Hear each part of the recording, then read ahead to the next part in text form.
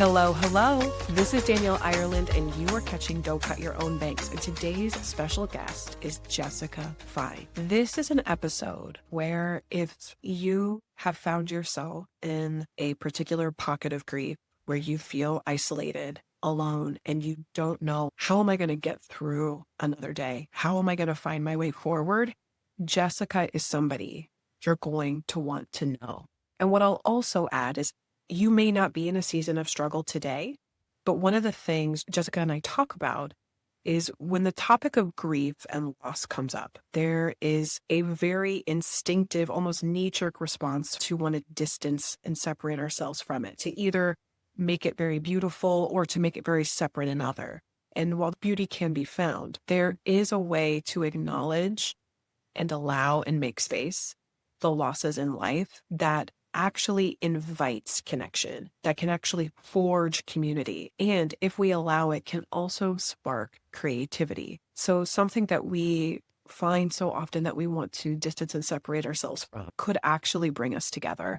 And this is Jessica's work. She coined this phrase that she is a reluctant grief expert. She's experienced a tremendous amount of loss in her lifetime. And as she puts in this episode, just when she thought she hit bottom, there was a new bottom, and then there was a bottom beneath that. One of the things that I think makes Jessica a powerful storyteller and a fabulous guest for this episode is that to talk about grief and pain, you almost feel like you have to brace yourself, like at the top of a roller coaster of, oh my gosh, am I going to be weeping and feeling miserable this entire time? No. And that is actually, I think, the lie. One of the myths we bust in this episode is that the fear is that if we acknowledge grief's presence, that it's going to take us over. And while there most certainly could be waves that feel that way, it's not a permanent state. Grief moves. It's a very active and visceral experience, and one that needs to be talked about more because, as Jessica and I also explore, to be alive means that we will experience loss. To know that there is a community, that there's a survival kit, that there's things that you can do, and there's people out there that want to help you. It doesn't mean that we can get off the ride. Those experiences are going to happen, but we don't have to be alone. And we maybe don't have to suffer as hard, as far, or as long as we would if we didn't know these tools. Creativity is an outlet. It is possible to find pockets of beauty. And as her sweet daughter, Dalia, teaches us through her lived experience and then Jessica's telling of her story, that a young woman who left this earth at the age of 17 through a rare degenerative disorder, at the age of 9, could no longer consume food. She couldn't eat. And her excitement and delight in making food allowed her family to sit around the dinner table and share meals again in a way that they didn't otherwise think that they could. That's a little teaser for something that's coming. This is only the second conversation we've ever had, and I hope it is not the last. I'm confident it won't be. She's incredibly grounded. She's real. She is a good storyteller. So I'm really excited for you to sit down, sit back, or put in your AirPods and enjoy your walk and enjoy Jessica Fein. And that's why I'm so excited for you to sit back, relax, and enjoy Jessica Fein. As we find ourselves in the holiday season, I've been thinking a lot about meaningful gifts, the kind that help us slow down, reflect, connect with ourselves and the people we love. If you're looking for something special, I've created 2 resources that come straight from my heart and my therapy practice. The first is called the Treasured Journal. It is a guided reflection tool built around 7 key areas of your life, filled with prompts, sentence stems, stories, and space to explore the things that really matter to you. It's a beautiful way to reset, especially as we're heading into our new year. For the little ones in your life, or maybe grown-ups who are helping them navigate their emotions, there's also my children's book, Wrestling a Walrus for Little People with Big Feelings. It is a sweet story about a small penguin, a big obstacle, and the power of meeting our feelings with kindness instead of fear.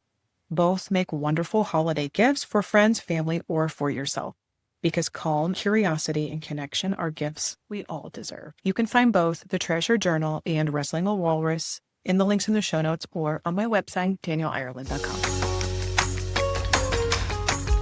Jessica Fein, welcome to Don't Cut Your Own Bangs. It's a pleasure to actually see your face because I think we only chatted on the phone once. I just have to tell you, this is like the best name of a podcast.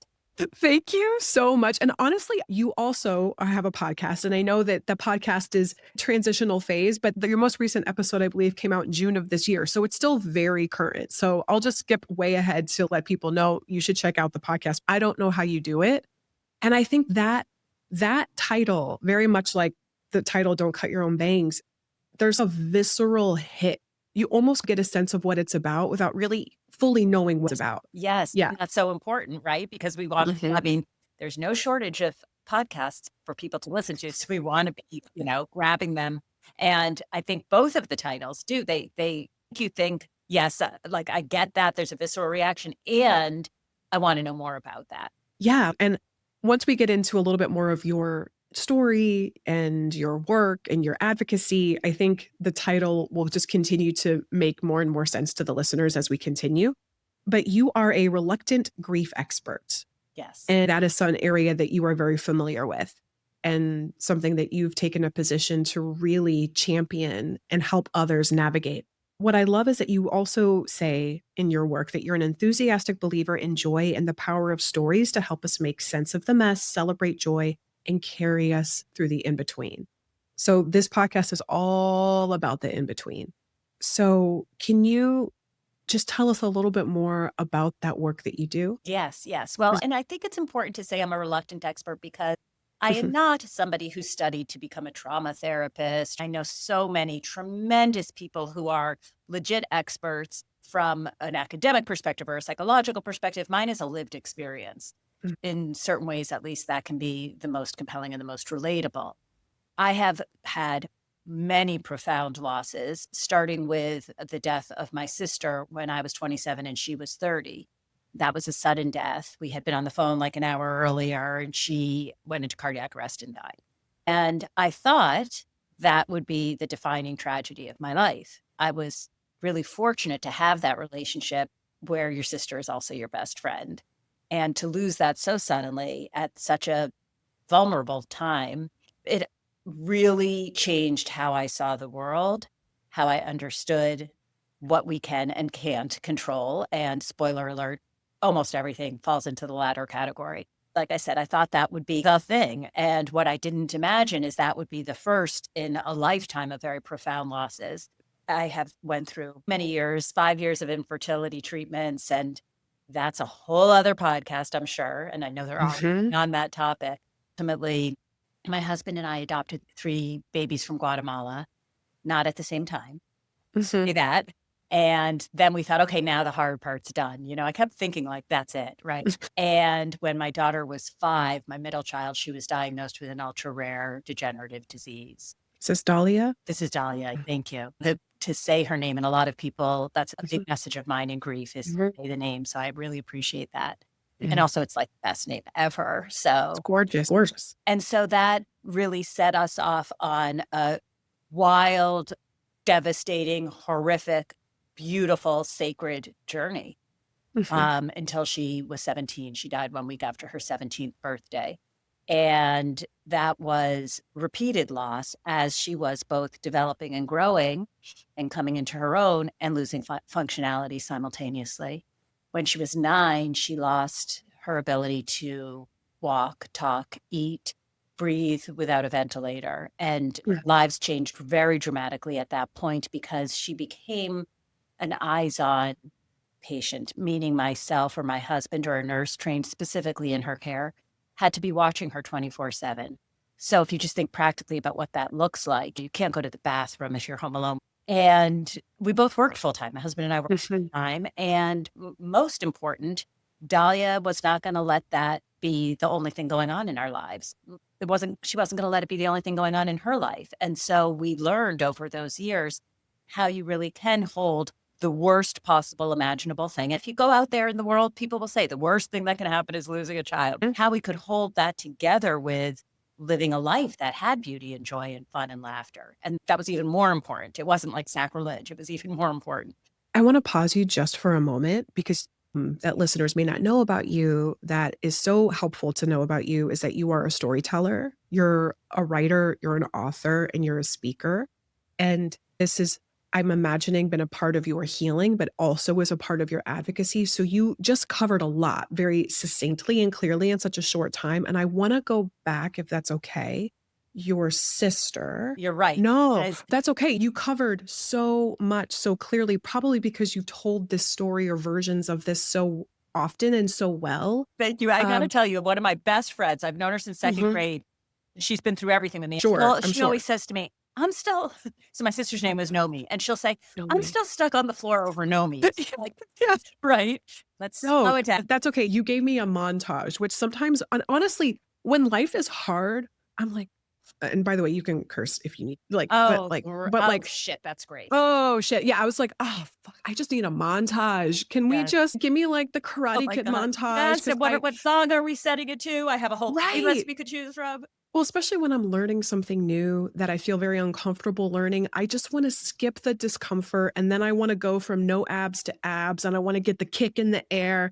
Okay, so know me. Yes. Your sister was 30, you were 27, and then and I'm glad you brought this back up because I believe we touched on it on our phone call, but it wasn't present top of mind that you had experienced so much loss with pregnancy loss, which is its own story. But was that the journey you were on of trying to conceive when your sister died? That's an excellent question. So, no, I actually wasn't married then, and Okay. with Okay. my now husband. Mhm. We got married about a year and a half later Mm. and then started trying. Okay. So you met your husband a year and a half. What's his name? Rob, I met him Rob. in college and we dated for 10 years. What? 10 years before we got married. 10 years. Honestly, I love stories where people take their time. I think you should just like savor every stage. My husband and I didn't wait 10 years, but we waited 4 and we just every year we took a new step forward and we just really kind of settled into it and I like that. Well, we had a hiatus. Oh, We did okay. great. Okay. Hot tea. But when we graduated, because we were together in college, when we Mhm. graduated, we moved to different sides of the country. And after about a year Okay. and a half, I was like, so I headed out to Seattle and we got back together. You're like, let's just see. And then you're like, oh, it's not that great out there. Yeah. So Like, I'm like, okay. Well, Rob. Okay. So Rob knew Naomi then. yes, yes. Okay, okay. I Yeah. bet that's nice that you didn't have to play catch up with all of that history. He already had that It relationship. was so important to me. Mhm. I had another sister who also died, Rachel, and Rachel married after Nomi died as well. Oh. And her husband had not known Nomi. And it was really very meaningful to me that it was a part of Rob's life. Yeah, and I think what the fact that you are sharing and revealing these losses and using it as a vehicle not only for yourself, but for other people, there's something about that particular type of grief that creates, I'm going to call it a bristle reaction. And I don't know if people are bristling, that may not be the right word or the right way to describe it, but the sense of we just really want to separate ourselves from that type of loss and tragedy. We want to distance ourselves. We wanted to feel more removed and other. Oh, might be contagious. Yes, yes, it's that type of sympathy of, "Oh, no." It creates this plexiglass wall between you and me where I don't have to be affected by you, and I don't have to feel the impact of that or That, even that's admit that it's possible for me. right. The best Mhm. example of that is the thing that people say all the time, which is, I can't imagine. I hate that. And that is erecting the wall. What you're saying Mhm. is, I don't want to imagine. Because of course you can, Exactly, unless you have a very exactly. limited imagination, which I do. Of course Right. you can imagine. You don't Mhm. want to. And look, I mean, I don't blame you. It's a horrible thing to imagine. But when you say that, you are putting up a wall. And by the way, the person on the receiving end of that, Mhm. there is Mhm. absolutely nothing you can say to somebody when they say, I can't imagine.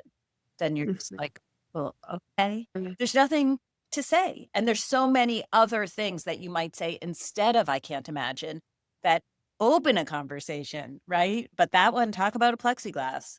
Well, the truth is always safer. the truth, like capital T, is always safer. And I think many times even saying, I don't know what to say. That's what I tell people all the time. Yeah, Here I are don't 10 know. things you could do or you could say, and if none of those feel right to you, the very best thing is to say, "I don't know what to say right here, right now. Hmm. Here, I wanna be here for you. I just don't know what to say." Yeah. And even, yeah, just imagining like the Venn diagram of all the things that are true. I don't know what to say. I don't know what to do. I'm here. Yeah. I love you. Yes. Like, because when you are in and when your grief finds a new bottom, which it sounds like your grief has found many bottoms, it's like the well runs out of water and you have to keep redigging the well. And you're like, shit, can I be done learning this Right. lesson? I thought this was rock bottom, and then there's molten lava, and that's Mhm. lower than rock bottom. Yeah. Yes. God, that's a metaphor. Definitely. Okay. So your sister, year and a half later, you marry Rob. And then a year into that, you begin trying and you experience, you said 5 losses? Oh, no, no. We tried for 5 years, Try for 5 years. Okay. 25 procedures, Oh my gosh. meaning we tried everything we had Mhm. heard of, many things we hadn't heard of, because also this was a while back, so it was before a lot of stuff was kind of public discourse. Mhm. For example, we tried with gestational carriers, and at the time, that wasn't something that was as commonplace. Sure. And on our 25th procedure, our gestational carrier, which was our second carrier, so just for people listening, this was our embryo that Rob and I had created. It was our biological embryo put into a different person's body, our carrier. Into a surrogate. Yeah. Right, and she got pregnant, and she lost that baby, so that was our 25th, and we were like, we're outta here.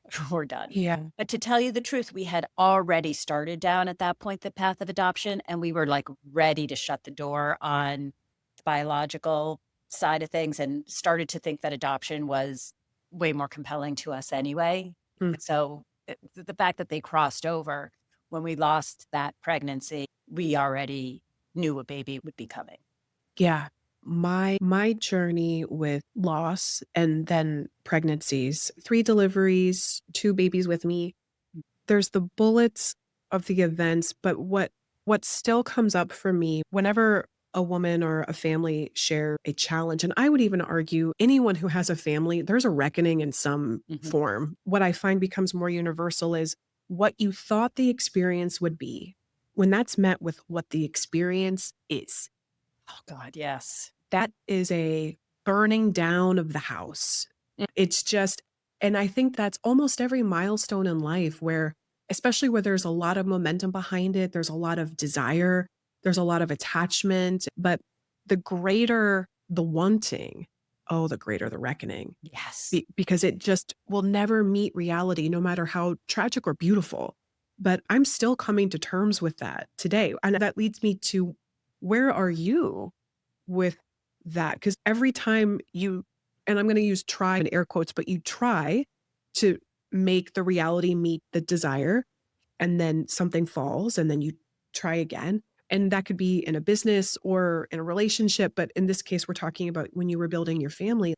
Where are you at today Yeah, with that? it's a great question. So first of all, I feel like the best metaphor for what I have felt like in my life is the whack-a-mole, because I kept Yeah. putting my head back up, and then it was like, boom. Mhm. So that's me. I'm the human whack-a-mole.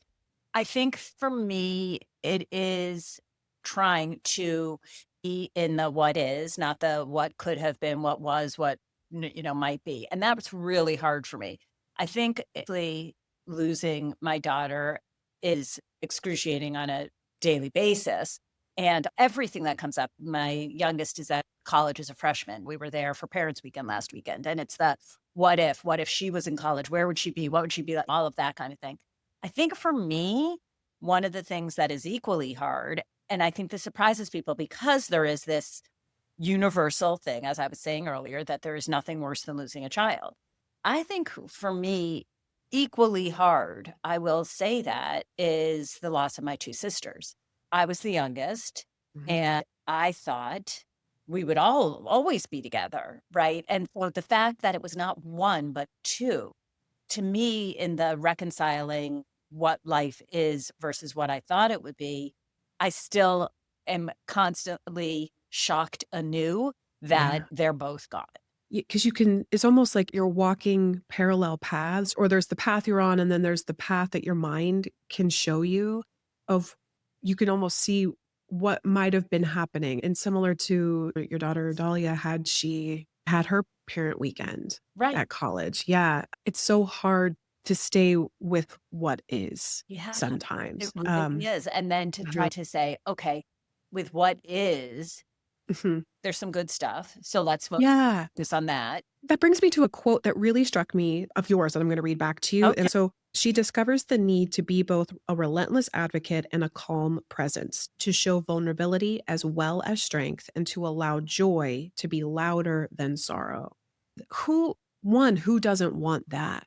To allow joy to be louder than sorrow. But what I get from you, having talked to you and now sitting here with you, is so clear in your content, and is that it's not toxic positivity. Mhm.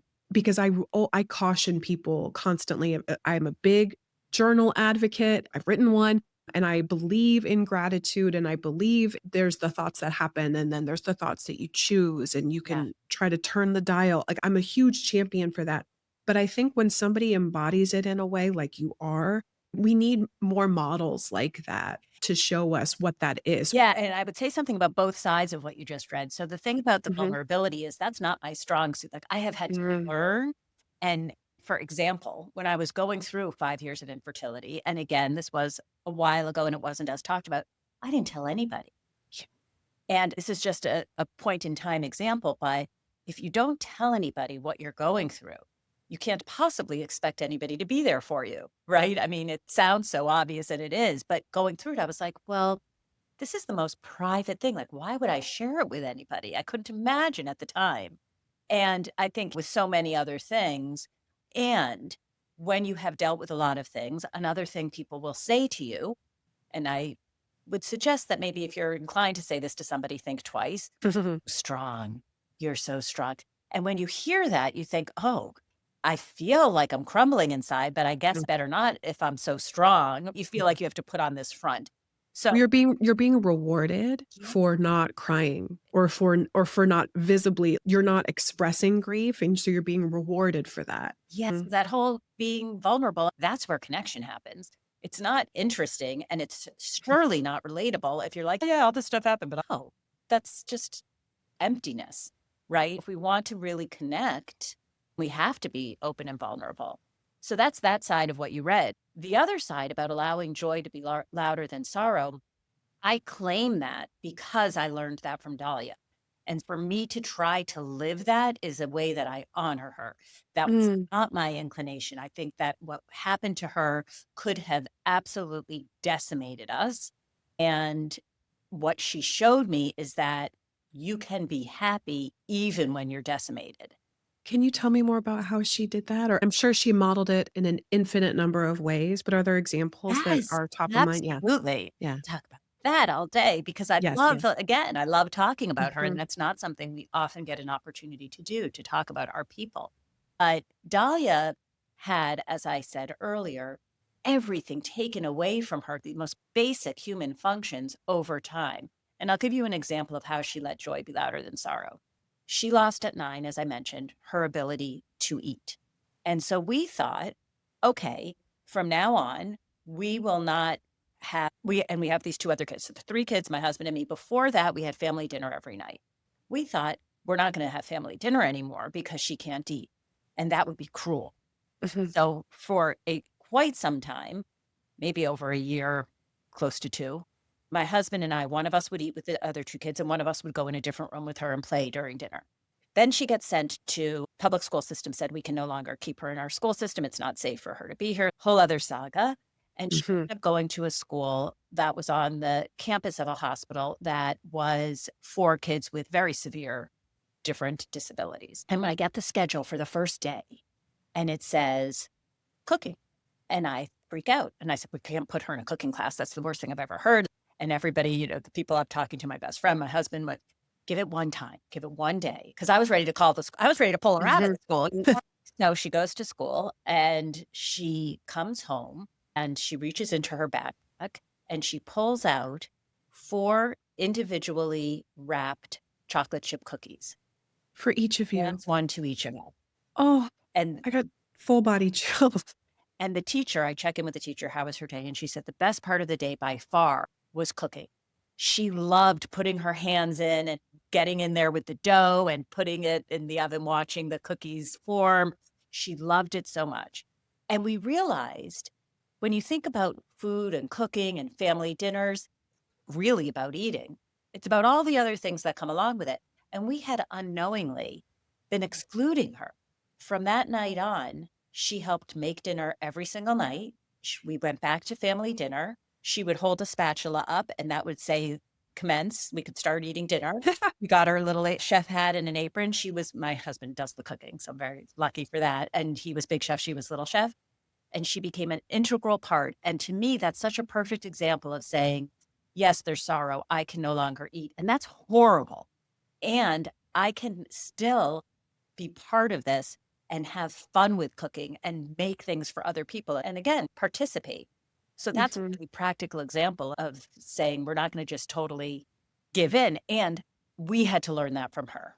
Yeah. And I guess the level of isolation Oh, yeah. and separation brings me back to that idea of plexiglass and the way that we do it unknowingly to one another in social interactions all the time. But Yeah, it wasn't an effort to protect her. Oh, we don't want her to feel hurt.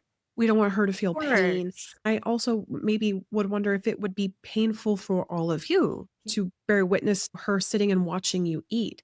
And so that removal, that separation, and even when you shared this about your fertility journey, and you're right, there was far less conversation given that cultural context, but I can maybe protect myself or others from this pain if I don't acknowledge it. But allowing it to exist, and that, God, I think that's also the beauty of kids. They don't know not to know certain things, Mhm. which is we just need to be reminded of that so Yes. often. But she gave you all that permission to like, yeah, I can't eat, but man, I love making stuff like Right. that. That's so gorgeous. And what were your oldest son and your youngest sons, what was happening in their lives during Yeah. this? So very, very different from each other. And I Mm. think we're like a great little microcosm of how grief, and this was grief, even though it took me a long time to realize that Mhm, during those years when Dalia was still with us here, how it is so isolating and unique for each person, even when you're mhm, together in the same family with the same situation.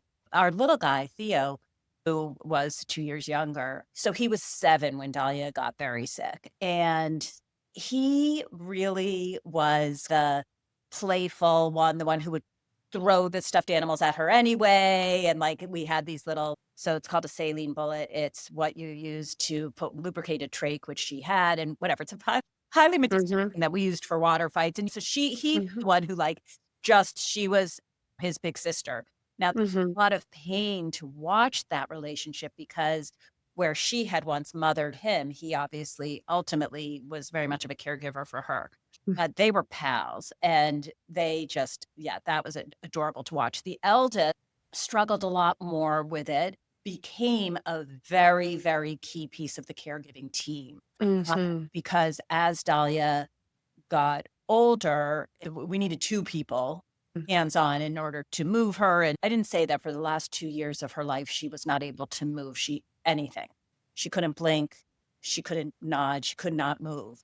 So, it was a very physical caregiving experience and For 2 years, she couldn't blink? right.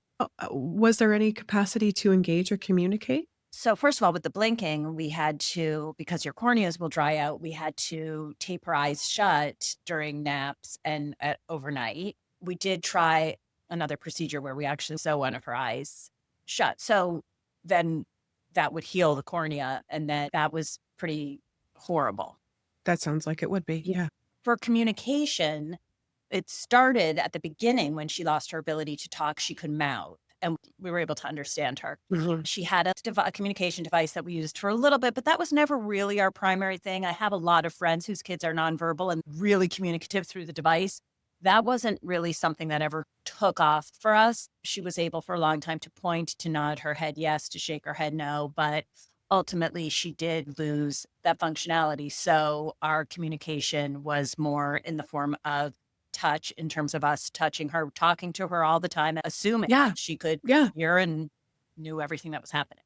came to Yeah. still had dinner with us. We'd still be at the Mm. dinner table. And This is something I can completely take out if you don't feel comfortable answering this question. I'm curious, mother to mother, were there times where you could feel what she needed or feel what she wanted, even though she couldn't say it, even though she couldn't gesture it? Just that sense that can be inexplained or I will tell you, ill-explained. and for any opportunity I have, say what a gift our medical team gave us in believing that my husband and I knew more than they did about what she needed. So they supported you and you're like, They "I know supported her." us, Oh, and they mhm. could have made decisions on our behalf. They let us keep her at home. They understood that she was surrounded by love and that this was what made sense for our family. And they looked to us. I mean, it's a very peculiar thing because when she was diagnosed, this is an ultra rare disease. Ultimately, with her secondary diagnosis, she was one of 6 in the world who had this diagnosis. Wow. So we knew nothing. I was in marketing at the time. My husband's a high Mhm. school teacher. Like, we knew nothing. And over time, we became expert in the disease, of course, but for sure we were the Dalia experts. Mhm. And so that turn of relationship where we were desperate to sit at the feet of the medical staff to absorb anything we could, to them turning to us because they knew we understood. And they said, "You'll tell us." When they could not communicate with her, they could not know what she was feeling. And we really did believe that we understood mother to mother. And I will say, in Mhm. case, and Her father and your husband, yes, of course. Let's give Rob credit. We're not excluding you, we're Rob. not Yeah. excluding Rob. And I will say that Mhm. in many ways, he was a better hands on caregiver. And I say that because so often in our society, we assume it's the mom. Mhm. And he was really magic when it came to caring for her. There is something about that intangible. It's like you can't put your finger on it, you can't name it. I love the language you used of there was the medical experts, but we were the Dahlia Yeah. experts. So in my work as a therapist, there's that gauge and that balance between I know what I was trained in, I know what I see a lot.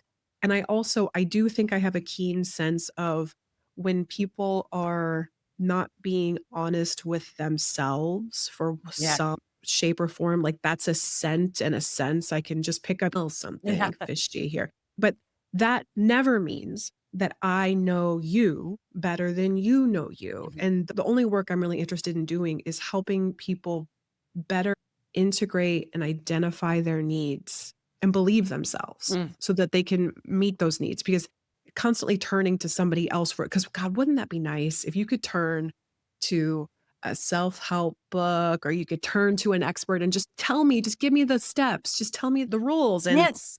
God, I would love to live that way. And I honestly, if I could just find the right morning routine and the right Yeah. self-care tip, Right. I'm on then, a morning routine oh, experimenting track right now. So you and I will have to talk about that offline because I need some let's tips. dish. Yes, let's dish. Well, I want to, speaking of self care, because I do believe that I see this as a form of self care, and I'm imagining you do too, creativity. So you mentioned Yes. that you, apart from all of the things that you evolved into as your life and Dahlia's medical journey, it shifted and changed a big part of what you do, but you're a writer, Yes. you're a journalist, and creativity seemed to be a big part of your healing. Can you tell me more? And particularly if anybody visits the show notes and wants to check out Jessica's website, which I highly recommend that you do, she has a personal survival kit. What I love is I don't like prescriptive, this is how you should be and how you should move. But if anyone can give me a tip to make life a little bit easier, I will gladly nibble those tips time. And your survival kit, I loved. But I want to start with writing it down. Yes. So not only have you authored a book called Breathe, Yep. Breathtaking. Breathtaking. A I was like, memoir of "Oh, family, dreams, and broken genes. And if anybody's, that's the book. It's that yes, route. breathtaking." So you write as a journalist, you've written your story, Mhm. your journey with Dahlia, breathtaking. Tell me tell me about your relationship with writing and Okay. healing, And I'll please. also then tell you about the book I'm working on now. Yes, please. Yes, please. Okay. But first of all, creativity of any form, I think, is so critical when you're, especially when you're in an intensely stressful situation. And there's all kinds of studies on this. And I have a Kickstart Your Creativity guide that I made because I feel like being able to immerse yourself in something that is A, separate from the day to day, and B, that uses different parts of your brain, and C, where you can produce something. Now, for me, that was writing. And I, in fact, wrote my book during Dalia's lifetime, much of it at her bedside.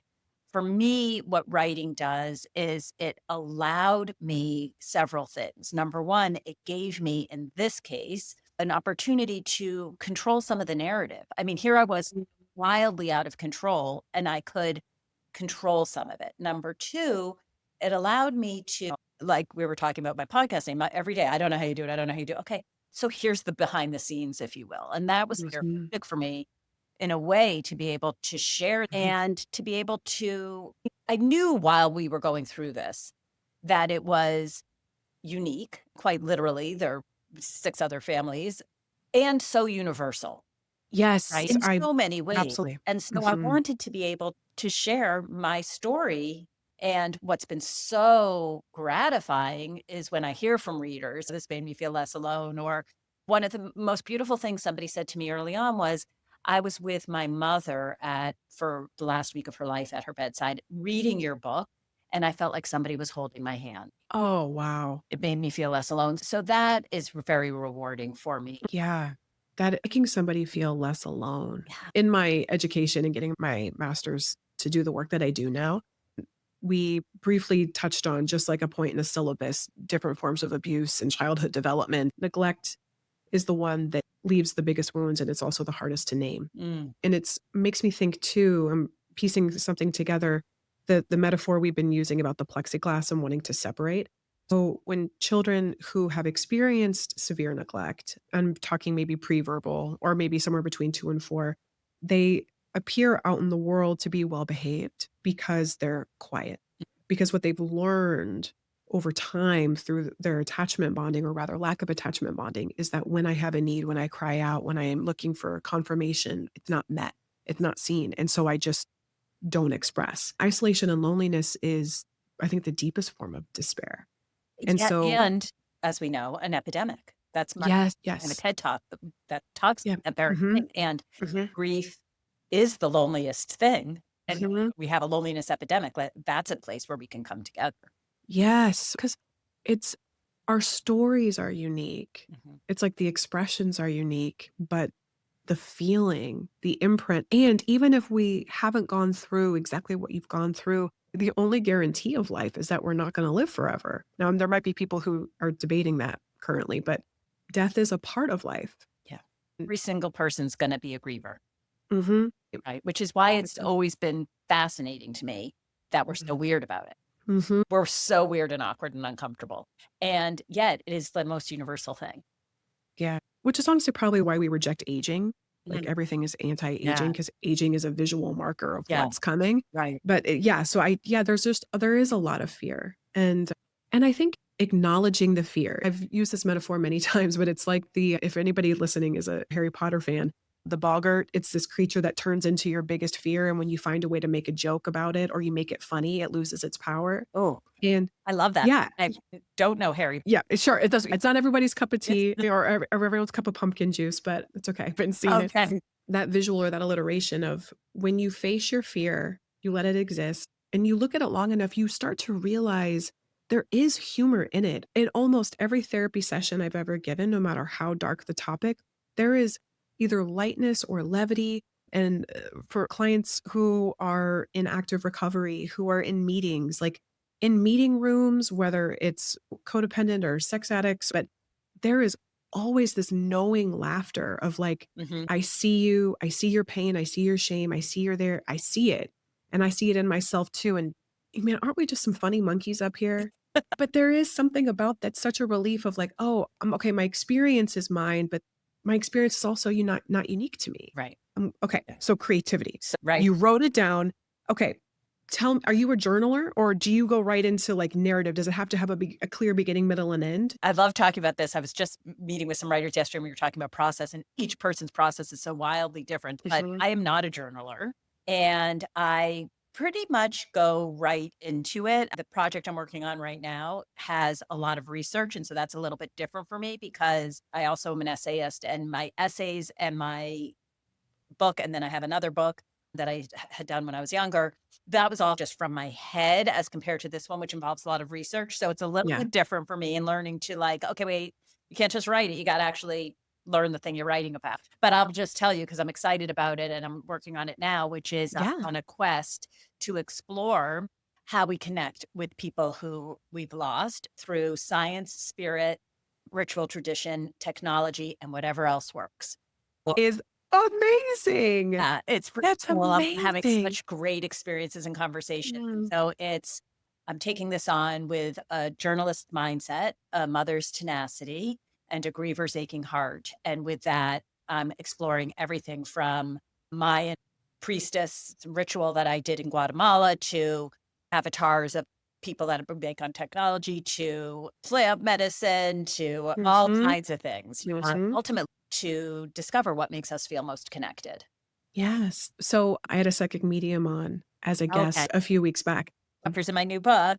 Yes. One of the things I talked about with her name is Angie, was that I have maybe a third of my clients. Once they feel really settled and comfortable with me, at some point they will have an experience that they want to talk to me about, but they're afraid to bring up to me. And I can just, similar to that scent, like I can feel like, oh, is this the moment they're going to tell me they tried Reiki? Or they're like, well, so I had this experience. My girlfriend really wanted me to do this thing, but I wasn't sure if I really wanted to do it. But then I tried it. And then yeah, Yeah, and the, is it mediums? Does that happen a lot? oh yeah, I mean, most of the clients I work with, I'd say 90% of the clients I work with are women.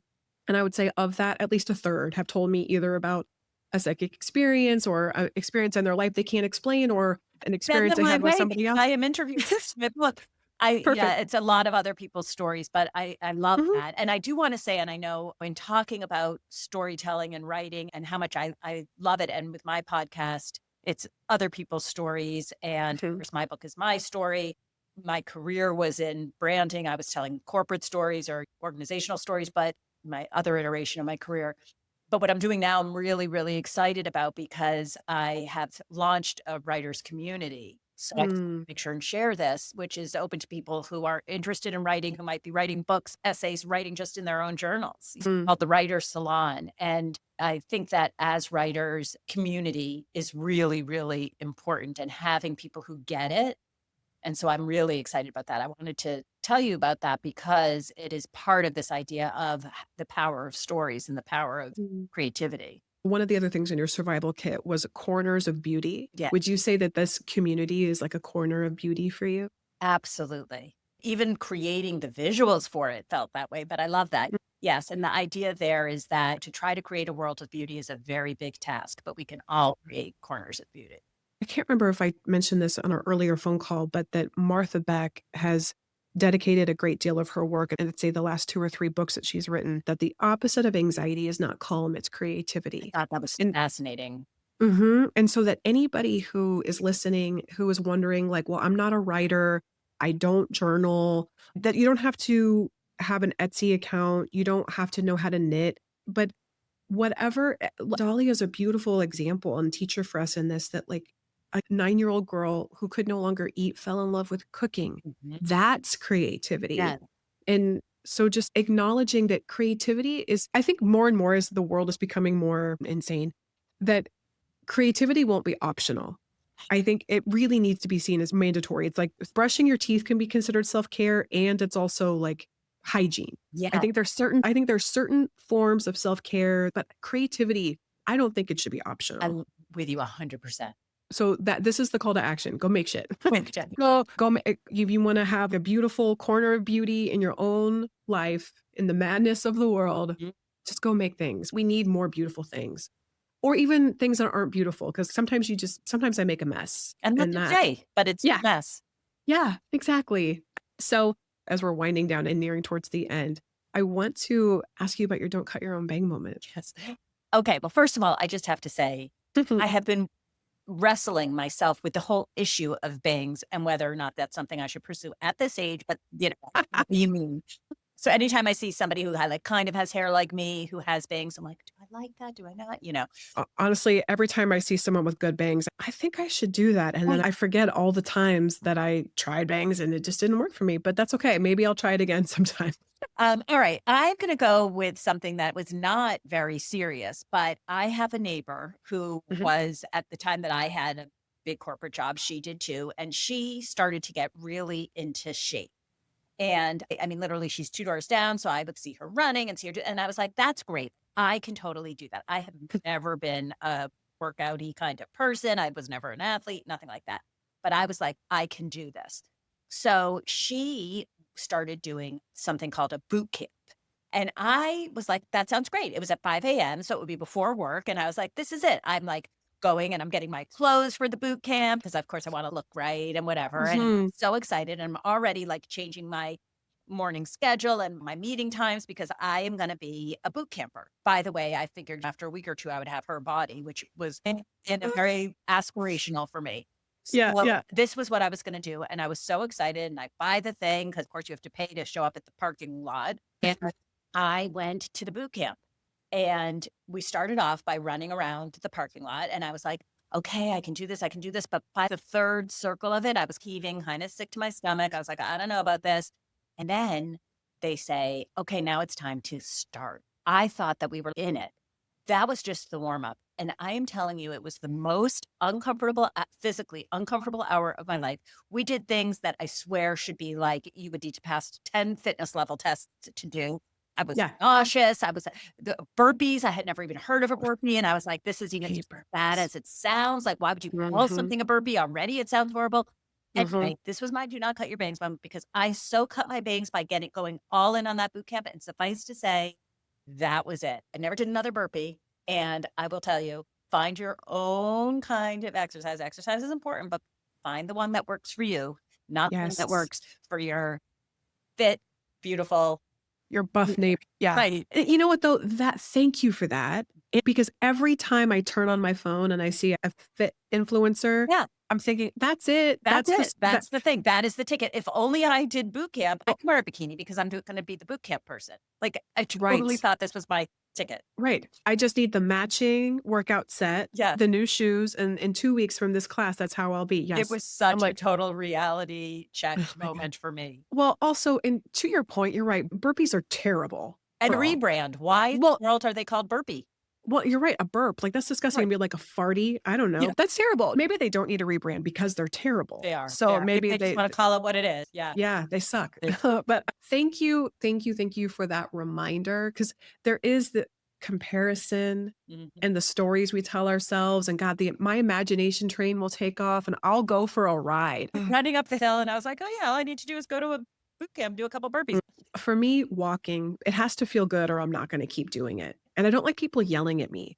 I have kind of like a tense response when people are giving the room that faux, like, you got this, you're doing great. I'm like, no, I'm not. Vomiting. That's not, thank you. That was a great don't cut your own bang moment. And I think especially as we're winding down, and I say winding down, I mean, ramping up into the holiday season, because let's face it, it's October. It's basically, it's, we're going to get bombarded with all the holiday messages, but that's when I think people really push hard things that we need to be doing to take care of yourselves. And maybe the best thing you could do is create something. Yes. Come join the writer's salon. That's what people to do. That is exercising a different, very important part of you. And just, maybe trust the movement that feels good for the body you're living in right now. Thank you, Jessica. That's such a good reminder. Thank you so much for joining me in this week's episode of Don't Cut Your Own Bangs. I hope that you enjoyed listening because I always thoroughly enjoy making these interviews, these conversations, or these solo casts. They give me a high. They give me a zip that stays with me for days afterwards. I hope that you took anything that was meaningful, leave the rest behind. That is the goal. Take one little nugget or 10, but take whatever works with you. And I hope that you just continue to have an incredible day. Before you hop off, though, please remember to rate, review, and subscribe to the podcast. Your engagement helps the podcast grow. It helps me get better, and it helps build this beautiful community. But thank you for being here, and I hope you continue to have an incredible day.